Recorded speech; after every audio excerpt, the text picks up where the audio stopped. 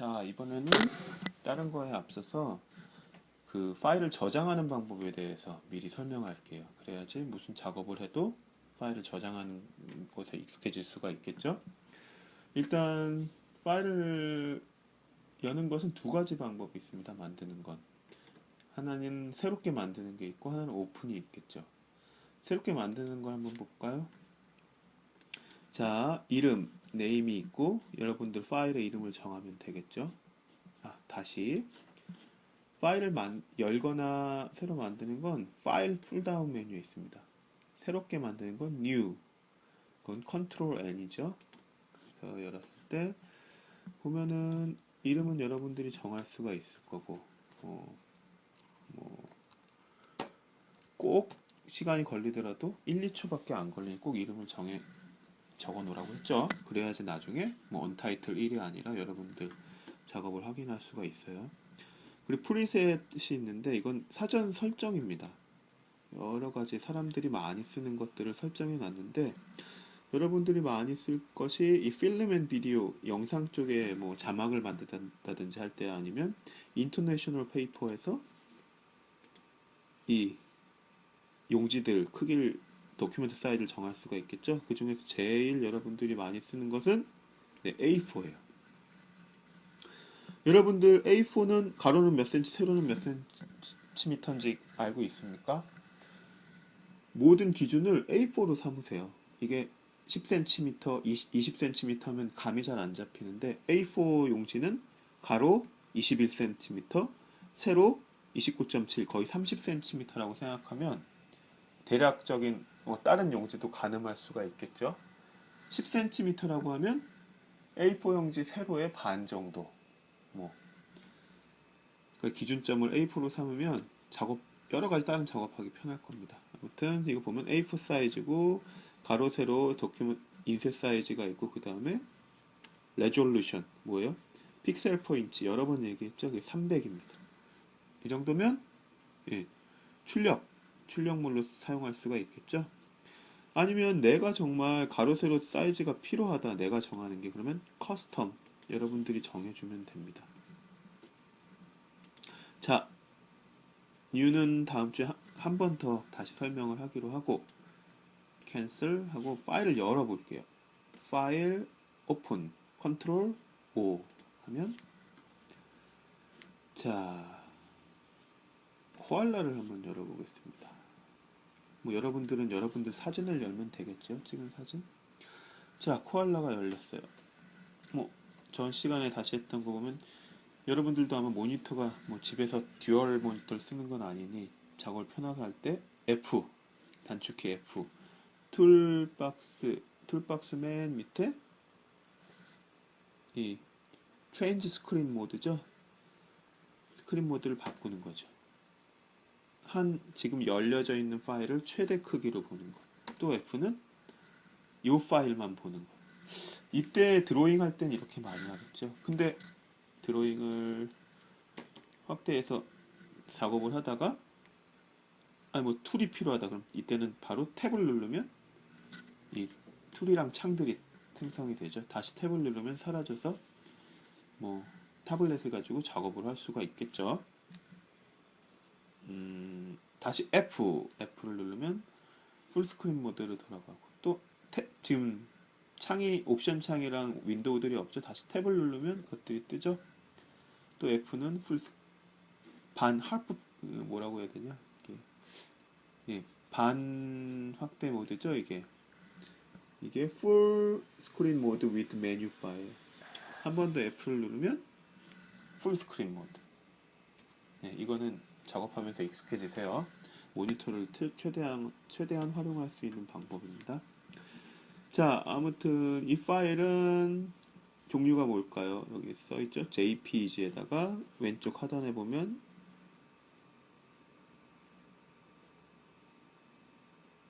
현재로서 2.5MB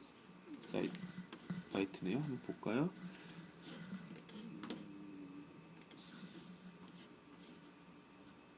사진 사이버 클래스 1번 보면 이 파일이죠. 열어준 게. 이 파일의 속성은 네, 1메가가 안 되네요. 764kb예요. 그렇죠? 그리고 파일의 확장자는 JPG 파일. JPG 파일. 비트맵 파일로 압축하는 항상 압축 형식의 파일이에요. 비트맵이라는 건 여기 줌 툴, 맨 밑에 줌 툴, 툴박스의 줌 툴, 단축키 Z, 줌 툴을 이용해서 확대를 해보면 픽셀들을 볼 수가 있죠. 이건 비트맵 형식의 JPG 파일이라는 걸 볼 수가 있겠죠. 가로 세로 인치는 레졸루션은 어떻게 될까요? 자, 그걸 확인하는 방법은 이미지 사이즈에 들어가면 확인을 할 수가 있습니다. 가로 세로 1024768 픽셀을 갖고 있고 이걸 출력하게 되면 가로 27cm, 세로 20cm, 그러니까 높이 20cm에 레졸루션이 96이에요. 이거는 좋은 레졸루션일까요? 낮은 레졸루션일까요? 이건 인터넷 게시용이에요. 혹은 동영상용. 보통 76에서 96. 그러니까 화질이 그렇게 좋지는 않죠. 1인치에 96개의 픽셀들이 있는 거예요. 이 정도가 1인치가 되겠네요. 몇 이상? 300 이상. 300 이상이 출력용 좋은 화질의 이미지 파일이 되겠죠. 자, 아무튼 이 파일은 JPG 파일이에요.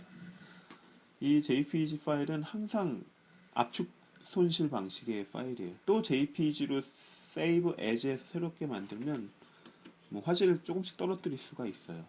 뭐 요즘엔 발전이 돼서 화질을 유지할 수도 있지만 기본적으로는 항상 이미지들이 조금씩 변해요. 그래서 이걸 작업할 때는 어떻게 하는 것이 좋으냐? 예를 들어 볼게요. 이건 뭐 따라할 필요 없어요. 아직 배우지 않았으니까. 여기다 코알라라는 글을 쓰고 싶다. 그러면 레이어를 하나 만들고 브러쉬로 빨간 글씨로 코일 그리고 코알라 썼어요. 자, 이걸 저장한다. 어떤 걸로 어떻게 저장할까요? 여기서 그냥 세이브하게 되면 지금 그냥 세이브하게 되면 이 파일을 덮어쓰게 돼요. 코알라는 이 사진은 없어지고 코알라라는 사진에 코알라라고 빨간색으로 써 있는 파일이 되겠죠. 그냥 세이브하게 되면.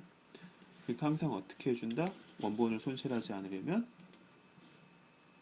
세이브 as를 하면 되겠죠. 그러면 원본은 그대로 두고 이 원본을 포함해서 하나의 파일을 만드는 거예요. 이 세이브와 세이브 as의 다른 점이에요. 세이브 as 하면 여기서 똑같은 위치에 여기 밑에 보면 포맷을 바꿔줄 수 있어요. 확장자를. 지금 PSD, 포토샵 파일이 되겠죠, 이건. 굳이 바꾸면 JPG로도 바꿀 수 있겠죠. 근데 일단 기본적으로 어떤 포토샵에서 작업한 건 항상 PSD로 하나를 저장해 주세요. 꼭. 그리고 이름뿐만 아니라 가능하면 뭐 날짜나 넘버링을 해주면은 내가 어디까지 작업했는지 버전들을 확인할 수가 있겠죠. 001 PSD 저장을 해줬어요. 그렇죠? 자, 닫아보겠습니다. 그리고 파일을 보면 코알라 001 PSD 파일이 있어요. 그렇죠? 지금 얘는 726KB. 똑같은 크기의 얘는 PSD 파일 4.47MB예요. 거의 몇 배일까요, 이게? 거의 한 8배? 7, 4, 4, 7, 20, 6배 정도, 6배 정도 크기가 되네요. 자, 근데 이 파일은 뭐냐? 이 파일은 똑같은 크기에 똑같은 화질에 그냥 빨간색으로 코알라라고 쓴 것뿐인데 6배나 커졌어요. 그 이유는 PSD 파일은 일단 이 코알라라는 JPG 파일을 갖고 있고 그 안에 레이어가 있고 레이어 위에 코알라라는 글씨를 썼고 그 과정을 그 과정까지 기록하고 있어요. 그래서 용량이 커진 거죠. 그래서 예를 들면 여기서 다른 작업을 해준다 여러분들이. 이건 따라하지 마세요. 이게 아니라 빨간색 글씨가 아니라 검은색 글씨로 바꾸고 싶다. 그래서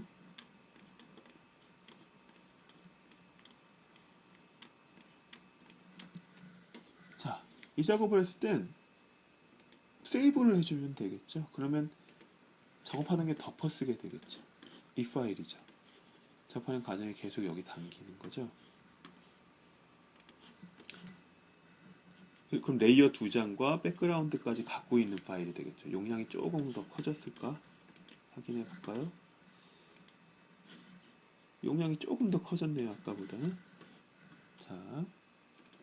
자, 그럼 이렇게 뭐 잘한 작업은 아니지만 이 작업을 인터넷에 게시하고 싶다. 그럼 이 PSD 4.5메가를 올리긴 좀 무리가 있겠죠? 이 작업은 그렇죠. 세이브 에즈를 이용해서 JPEG나 혹은 PNG도 요즘 각광 갖는 파일이에요. PNG는 알파를 포함할 수 있어요. 뭐 이건 나중에 다시 얘기할게요. 일단 JPEG로 포맷을 변경할 수 있겠죠. 지금 우리가 세이브 에즈를 해주는 거기 때문에 이 코알라 001 PSD 파일은 영향을 받지 않아요. 세이브 에즈에서 새롭게 만드는 거니까 PSD가 아니라 JPG 파일로 코알라 001 JPG를 저장을 해볼게요. 그러면 화질은 좋게 하고 OK를 하게 되면 자 볼까요? 코알라 001이 생성됐어요. 그쵸? 그리고 용량은 762, 755 되려 줄었죠? 아무튼 이 파일이 생성이 되는 거죠. 얘는 당연히 4.5메가 정도 되는 파일이 되겠죠. 이런 식으로 작업한 걸 이렇게 게시용을 뽑아내는 형식이 될 거예요. 포토샵, 이 포토샵 파일만 잃어버리지 않는다면 원본들을 계속 갖고 있는 파일이 되겠죠. 그래서 용량도 이렇게 용량이 이렇게 큰 이유가 거기서 기인된 거죠. 자, 저장은 이런 식으로 해주면 됩니다. 코알라. 그러니까 원본 있고 PSD를 놓고 계속 작업하는 것들을 뽑아내면 되겠죠. 원본이 없더라도 지금 이 상태로 다시 세이브 에즈에서 JPG를 뽑으면 원본이랑 똑같은 형식의 파일을 뽑아낼 수가 있겠죠. 코알라. 여러분들 작업하고 저장하고 할 때 세이브와 세이브 에즈 차이를 확실히 해줘야 돼요. 잘못하면 작업하던 걸 덮어쓰면서 날아갈 수가 있습니다. 예. 그리고 시간이 좀 남았으니 다음 차시는 툴에 대해서 선택 툴에 대해서 하겠는데 여기서는 요 줌 툴과 핸드 툴만 잠깐 설명하고 끝내겠습니다. 줌 툴은 말 그대로 확대, 축소를 하는 툴이죠. 자, 이걸 많이 쓸까요? 물론 많이 쓰이긴 하지만 거의 쓰지 않아요. 옵션 창 보면 줌 툴, 줌 아웃 툴 이렇게 하면 축소가 되네요. 근데 이건 거의 쓰이지 않고 단축키로 많이 쓰일 겁니다. 컨트롤 더하기 빼기 키보드에서 자 해보세요. 더하기 빼기 기본적으로 이 작업 혹은 타블렛에 있는 단축키를 많이 쓰게 되지 여기서 툴을 일부러 선택하는 경우는 거의 없습니다. 비슷한 툴로 내비게이터 창이 있죠. 내비게이터 창에서 확대, 축소를 해줄 수가 있고 확대된 부분을 또 드래그해서 옮길 수도 있어요. 그렇죠? 내비게이터 툴. 자, 그런데 이 툴은 거의 선택할 일이 없다. 컨트롤 더하기 빼기 로 작업을 많이 할 거고 자, 더하기 컨트롤 이 정도 확대되는데 이쪽 귀 쪽을 손보고 싶다. 그러면 핸드 툴을 이용하면 되겠죠. 핸드 툴을 이용해서 드래그하면 되는데 이 핸드 툴도 거의 쓰이지 않아요. 내가 어떤 툴을 선택하고 있든 스페이스를 누르는 순간 이 커서가 핸드로 바뀌겠죠. 브러쉬 작업을 하다가도 핸들을 누르면 이렇게 옮길 수가 있습니다. 떼면 다시 브러쉬 툴로 바뀌겠죠. 그러니까 거의 선택할 경우가 거의 없습니다. 그리고 또 한 가지 마지막으로 해줄 건 뒤로 돌리기예요. 지금 이 점 3개를 찍은 걸 뒤로 돌리고 싶을 때 단축키는 컨트롤 Z. 컨트롤 Z, 또 한 번 컨트롤 Z를 누르면 다시 또 되돌리는 거예요. 이럴 땐 컨트롤 쉬프트 Z를 누르면 계속, 잠시만요. 뭐였지? 컨트롤 알트 Z죠. 여기 써 있습니다. 컨트롤 Z는 바로 작업 뒤로 돌리는 거고, 컨트롤 알트 Z는 계속 작업 과정에 뒤로 돌리는 거죠. 컨트롤 알트 Z를 누르면 그전 해서 작업의 히스토리를 바꿀 수 있어요. 다시 작업을 하고 싶다? 그럼 어떻게 해요? 다시 되돌리기는 보면은 forward, 컨트롤 쉬프트 Z 해볼까요? 컨트롤 쉬프트 Z를 누르면 다시 작업 과정을 볼 수가 있죠. 점 3개까지. 컨트롤 Z는 되돌리기. 컨트롤 알트 Z는 더 되돌리기. 자, 그리고 그런 것들은 여기 윈도우 창의 히스토리 창. 히스토리 창을 보면 작업했던 것들이 여기 보입니다. 어디까지 되돌릴 수 있는지를. 그렇죠? 이게 컨트롤 알트 Z에서 작업을 되돌릴 수 있는 영역이에요. 자, 다음 차시에서는 이 툴박스의 선택 툴에 대해서 간단하게 설명을 하고 끝내겠습니다. 수고했어요. 수고했습니다.